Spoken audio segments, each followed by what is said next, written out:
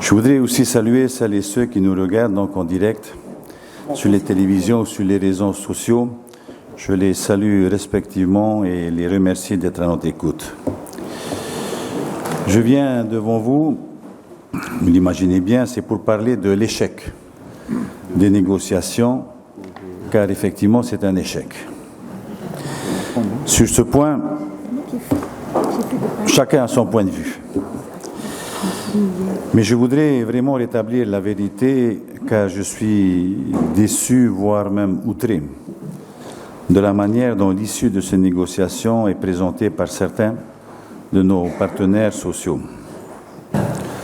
Comme vous le savez, dès le premier jour du préavis de grève, le gouvernement a ouvert les portes de la présidence pour entamer le dialogue, sans attendre. Nous avons reçu la délégation syndicale signataire du préavis de grève dès jeudi, puis à nouveau vendredi, puis samedi toute la journée.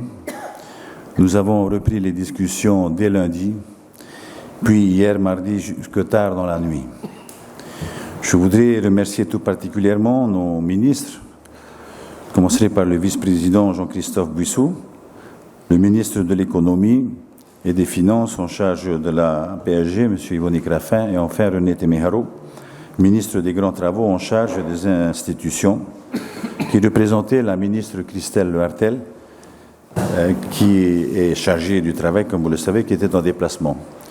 Je remercie aussi notre ministre Herimwana Mamadou Yahoutapu, ministre de la Culture, qui a participé à ces discussions.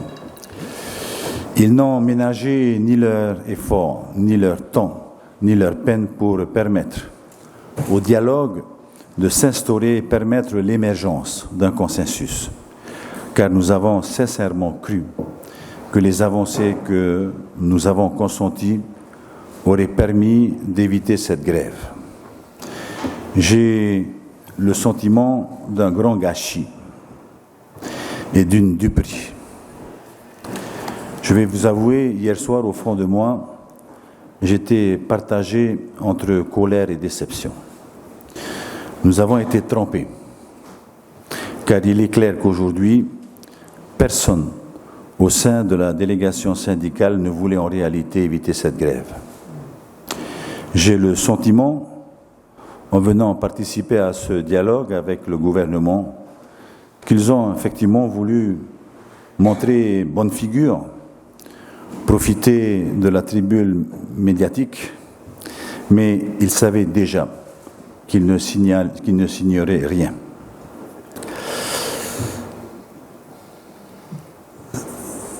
C'est une tromperie, et je pèse mes mots en le disant. C'est une tromperie car les enjeux sont considérables et dépassent les exigences du cahier de revendications. Cette grève, nous aurions dû l'éviter et nous aurions pu l'éviter. De son côté, le gouvernement a tout fait pour favoriser une issue positive. Il y a eu un jeu de dupes de la part des confédérations syndicales qui, en réalité, rêvaient d'en découdre, tout simplement. Elles cherchaient l'épreuve de force, mais je le dis, à quel prix? Pour dialoguer, il faut être deux. Quand on négocie, on recherche un consensus acceptable pour les deux parties, ce qui veut dire que chacun fait un pas vers l'autre. Toutes les avancées proposées, car il y en a eu, résultent du gouvernement. L'intersyndicale n'a fait aucune contre-proposition et n'a accepté aucun compromis. En clair, c'était notre cahier de revendications ou rien, c'est-à-dire du tout ou rien. Alors, si c'est la manière de dialoguer, nous aurions pu faire l'économie des 5 jours de mascarade. Il leur suffisait de déposer le préavis de grève et nous dire « c'est à prendre ou à laisser ». Si vous signez, on ne fait pas grève. Si vous ne signez pas, on fait grève. Car finalement, La position qui ressort est bien celui-ci, malgré les avancées proposées et qui sont conséquentes. Je vais y revenir dans un instant. Mais croyez bien que je le regrette, et je regrette ce qui se passe, car cette grève va à l'encontre ou à contresens de l'intérêt général. Notre économie commençait à reprendre un peu d'air et nous commencions à sortir la tête de l'eau. Cette grève aura des conséquences.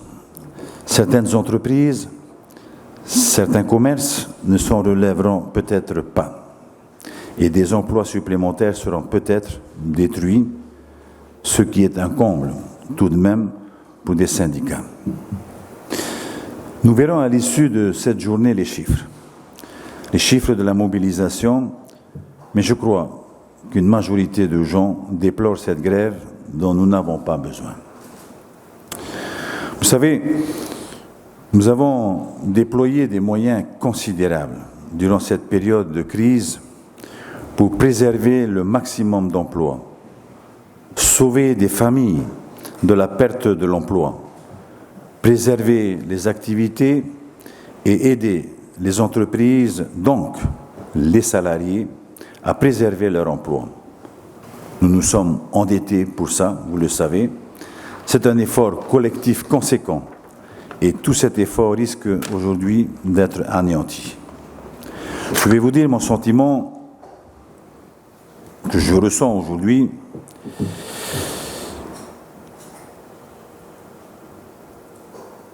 Tout cela me rend triste, car il y a beaucoup d'égoïsme catégoriel dans cette situation,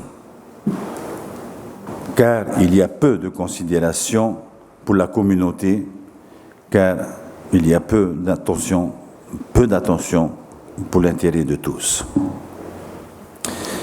Car les organisations syndicales, rappelons-le, défendent ceux qui ont déjà un emploi, les salariés, qui défend les autres, tout aussi nombreux, sinon plus nombreux encore que les salariés, si ce n'est le gouvernement, voire même les employeurs. C'est aussi une réalité. Cette grève est de trop. Je dirais presque. C'est un luxe qu'on ne peut pas se permettre en ce moment, en tous les cas. Chacun assumera ses responsabilités. Nous avons pris les nôtres et c'est ce que je veux à présent vous expliquer. Le préavis de grève comporte 8 points. Le premier concerne la revalorisation du pouvoir d'achat estimé à 4% par les syndicats. J'ai moi-même proposé 2% au 1er janvier. Nous avons fait un geste supplémentaire en acceptant de débloquer ces 2% dès le 1er décembre, comme le demandaient les syndicats, ce qui aurait été un geste apprécié par les salariés avant Noël.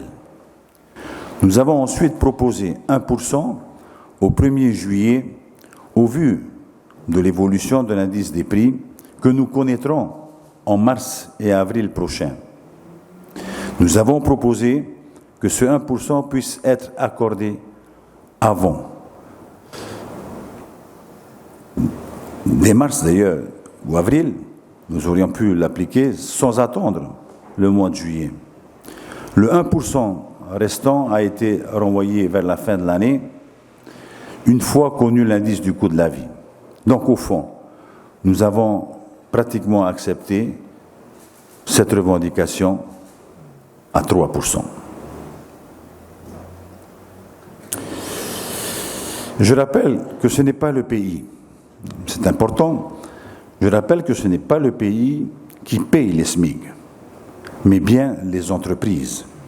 Je n'ai pas voulu alourdir la charge qui pèse déjà sur ces entreprises, et notamment les petites et moyennes qui payent leurs employés au SMIC.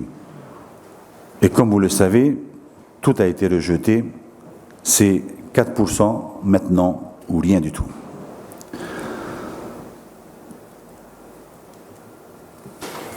Sur le second point, qui concerne le rattrapage des congés liés au confinement dû à la Covid-19. Ce problème n'en est plus un, puisque nous avons décidé d'appliquer à l'administration le Code du travail local, qui effectivement est plus intéressant pour les agents de notre administration. Sur le troisième point, qui concerne le nombre de réunions de la CHSCT, comité d'hygiène dans les entreprises, à une réunion par trimestre, nous avons dit oui. Et nous avons accepté, sans discuter, de passer de 2 réunions actuellement en vigueur à 4 réunions par an, donc à une réunion par trimestre. Nous avons accepté, bien sûr, cette proposition. Sur le 4e point, concernant la mise en place d'un fonds d'aide aux salariés ayant perdu involontairement leur emploi, cette question, d'un commun accord, a été renvoyée à une discussion tripartite, puisqu'elle concerne aussi les employeurs qui doivent être autour de la table et qui n'étaient pas présents à ces négociations. Ce point n'a pas soulevé d'objection durant nos rencontres. Sur le 5e point, concernant la mise en place des concours, ainsi que le paiement des heures supplémentaires et des astreintes dans la fonction publique, ainsi que la revalorisation des carrières dans la fonction publique, il a été résolu.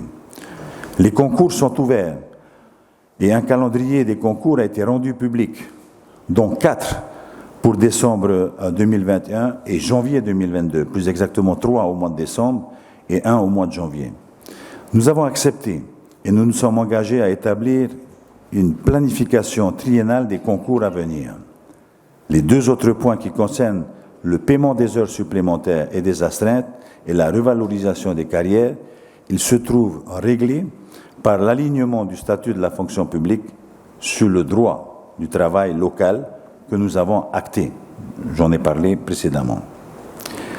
Sur le 6e point, qui concerne la réforme de la protection sociale généralisée, il est vrai que le gouvernement est resté sur sa position de réforme de cette gouvernance, avec un conseil d'administration qui est ramené à 15 personnes au lieu de 65 aujourd'hui, et tout cela, on l'a dit et redit, dans le but d'être plus efficace, un conseil d'administration qui soit plus efficace. Nous proposons que le conseil d'administration soit constitué d'une manière tripartite. 5 représentants des salariés, 5 représentants des patrons, 5 représentants du gouvernement. Nous avons lâché, nous avons concédé que le président du conseil d'administration, qui devait être nommé par le conseil des ministres, serait finalement élu parmi les membres du conseil d'administration, et ce, à bulletin secret. À côté du CA, du conseil d'administration, nous créons les comités stratégiques. Comités stratégiques qui seraient également tripartites, qui, eux, auront en main la gestion de chaque branche. Et c'est dans les comités stratégiques, c'est dans ces comités que tout se joue. Ce sera donc le cœur de la réforme de la gouvernance. Mais cela ne les a pas intéressés plus que ça. Ils ont demandé à doubler leur représentation au sein du conseil d'administration, passant donc de 5 représentants de salariés à 10. 5 pour les employeurs et 5 pour le gouvernement. Je dis gouvernement, mais c'est plutôt pour les représentants du gouvernement, puisque les membres du gouvernement ne seront pas dans ce conseil d'administration. Enfin, pas 5 en tous les cas, un ministre sûr. Donc nous avons refusé ce schéma, 10, 5, 5. Car sinon, ce n'est plus un triptyque. Or, c'est l'existence du triptyque lui-même qui garantit la stabilité et l'équilibre de la gouvernance de la CPS. Accéder à la revendication syndicale, de l'intersyndicale, aurait été introduit un déséquilibre dans le fonctionnement même de l'organe décisionnel. 10 salariés, 5 patrons, 5 gouvernements. Ce n'était donc pas acceptable et effectivement, nous sommes restés sur nos positions à ce sujet. Dans cette organisation, je vous le rappelle, et c'est l'essence même de la proposition que nous avons faite, dans cette organisation, le pays représente à la fois le plus gros employeur cotisant à la CPS, mais aussi le pays est devenu un contributeur financier important de la Caisse, avec notamment les 24 milliards, c'est 23,9 milliards versés en 2020 et en 2021 pour équilibrer les comptes de la Caisse. C'est 29,3 milliards.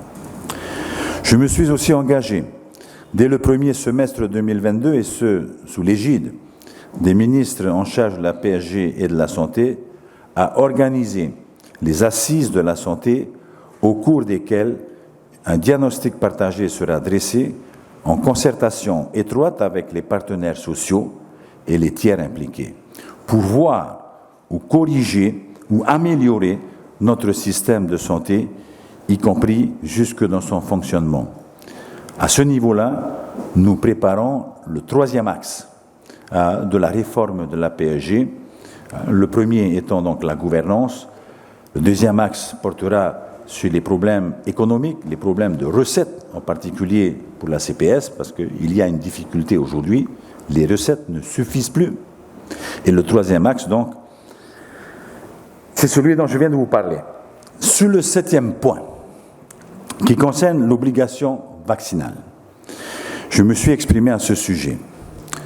La loi existe. Elle a été approuvée par le Conseil d'État et effectivement, elle s'applique déjà en Polynésie.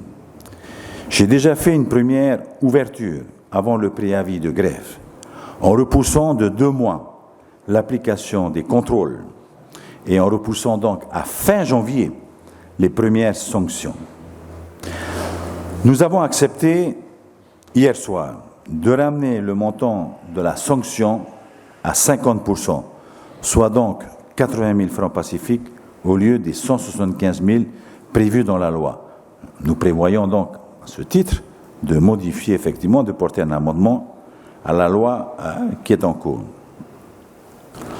J'ai écrit dans le projet de protocole d'accord que je demandais aussi au service du pays chargé de ces contrôles, vous savez, c'est l'ARAS, plus grand discernement dans l'exercice de ces contrôles et surtout de privilégier les solutions alternatives au sein des entreprises et des services chaque fois que possible. J'ai également précisé qu'en fonction, nous l'avons mis dans le projet d'accord, j'ai également donc précisé dans ce projet d'accord qu'en fonction de l'évolution de la situation sanitaire et des progrès de la vaccination dans notre pays, si nous parvenions à amortir donc la prochaine vague de manière significative, que j'étais prêt à reconsidérer cette loi, éventuellement, pourquoi pas, à la retirer. Je ne suis pas là pour embêter les gens, et vous le savez, mais mon devoir est de protéger notre population. Cette loi est un des moyens, car ce n'est pas normal, je le redis, qu'un citoyen qui vient demander de l'aide à un service du pays reparte avec la maladie, voire la mort en elle. Simplement parce qu'un agent de l'administration en contact avec les usagers refuse de se faire vacciner. Je crois que c'est du bon sens et du respect surtout envers les contribuables, envers nos compatriotes qui viennent chercher de l'aide dans nos services. J'ai aussi accepté que soit précisé dans la loi de pays relative à l'obligation vaccinale que le refus d'être vacciné ne peut pas être un motif de licenciement. La loi ne le prévoit pas. Contrairement à ce qui a été prévu en métropole, notre loi ne prévoit pas. Mais les syndicats insistant, j'ai donc aussi apporter des précisions sur ce point-là. C'était une de leurs demandes. Malheureusement, ils ont tout rejeté. Sur le point 8, qui concerne la mise en œuvre de la loi sur la protection de l'emploi, tout est réglé, puisque nous sommes dans un processus déjà engagé qui prévoit que la publication en avril 2022, c'est-à-dire incessamment sous peu, c'est demain, des tableaux donc de professions concernées. Nous devons publier en avril ou même 2022, le tableau de ces professions protégées. Enfin, je me suis engagé à ce que dès janvier 2022, la conférence globale tripartite se réunisse à nouveau à minima chaque trimestre.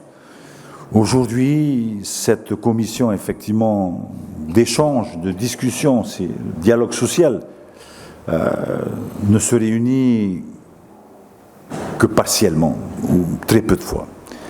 Donc, je leur ai proposé qu'effectivement, je prendrai des actes à cet effet, que cette commission, cette conférence globale tripartite, lieu de dialogue social, puisse se réunir et doivent se réunir au moins une fois par trimestre. Donc, sur un calendrier de travail, sur un ordre du jour, effectivement, qui sera proposé par les différents partis. Voilà. Voilà la réalité de nos propositions. Sur aucun point, chers amis, sur aucun point, ils n'ont fait de contre-proposition. À chaque fois, dans nos discussions, c'est notre exigence ou rien. Franchement, vous qui avez lu, je sais, avec beaucoup d'attention, le préavis de grève générale déposé, ne croyez-vous pas que nous avons fait de réelles avancées ? Franchement, ne croyez-vous pas que ces propositions pouvaient représenter un consensus acceptable pour tous, les propositions que je viens de vous faire, je viens de dévoiler, et donc ainsi éviter la grève. Mais je crois franchement que la volonté n'était pas partagée. La volonté d'éviter à notre pays de rajouter une crise à la crise n'était pas partagée par nos interlocuteurs. C'est dommageable, c'est regrettable. Ils ont choisi l'épreuve de force, sans doute parce que aussi les élections professionnelles débutent dans les entreprises et qu'il faut montrer ses muscles, montrer ce qu'on pèse. C'est bien regrettable au regard des enjeux que nous connaissons aujourd'hui.